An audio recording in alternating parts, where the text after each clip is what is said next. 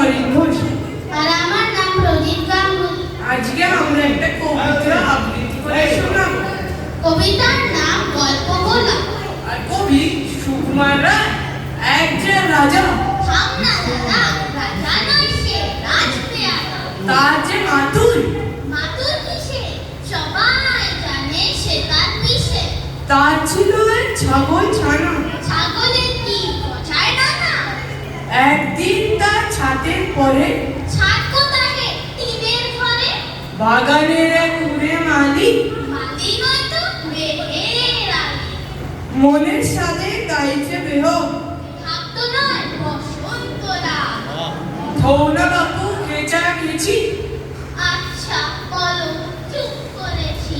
এমন সময় বিছনা ছেড়ে হঠাৎ মামা আসলো তেরে। ধরলো সে তার জুটির গোড়া। কোথায় ছুটি কাছে ভরা?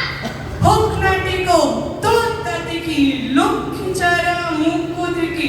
ধরবো ঠেসে টুটির পরে, পিটবো তোমার মুন্ডু ধরে। কথার উপর কেবল কথা, এখন বাবু পালাও কথা। নমস্কার।